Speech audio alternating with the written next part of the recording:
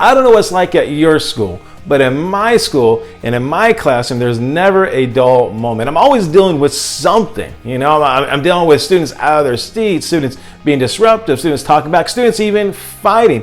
I feel like I'm always running around putting out fires. I have personally put out several local fires. But what I learned is this: you definitely need to have consequences. But sometimes things that are even more important than the consequences themselves is how you issue the consequences. So let me explain both of those here. But let's go play the intro first of all, and I'll dive into those two different things.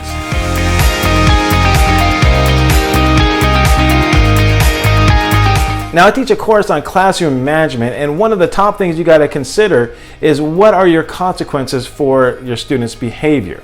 And so you kind of dive into that and we talk about that.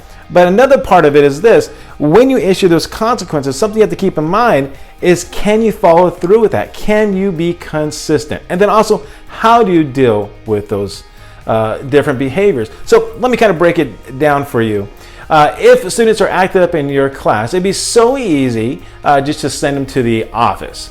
But if you do that, what you're going to quickly realize, depending upon the expectations of your school, but most schools, that's a lot of work to send a kid to the office. Because if you send a kid to the office, you got to communicate that to the office, you got to communicate that to parents, you got to communicate it to the student, and you got to fill out paperwork. It's a lot of work. So if that is your go-to, you're going to find yourself quickly overwhelmed by that.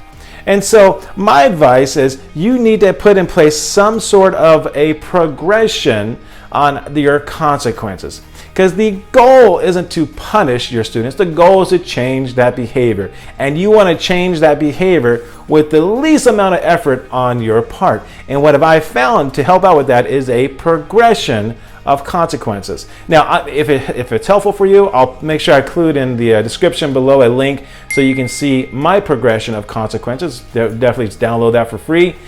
So that way you can see what I do in my class. But the bottom line is this: I always think, what is the least I can do to get the outcome I am looking for? And so, give an example. One of the easiest things I do is I put a student's name on the board, and then that's kind of like the first thing. And then from there, I maybe have a conversation student, and then from there, goes on and goes on and goes on. But what happens is, what I realize, if I always issue a detention right away for a student's behavior, oh my gosh, I could easily have 10, 15 detentions a day. And then there goes my lunch, there goes after school, there goes all of my time trying to deal that. And I couldn't stay with that for an entire year.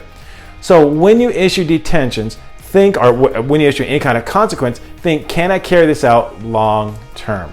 And that should be worked into your progression of consequences. The next thing is how you deliver the consequence.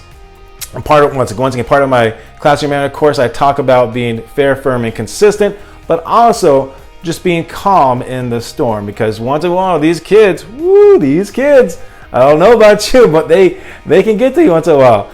But the secret is you got to learn to remain calm. And so I talk about that in the course, different ways in order to remain calm. But that is another thing you got to put into place.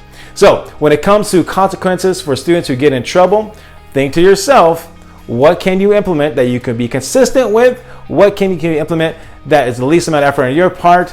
And how are you going to implement that consequence?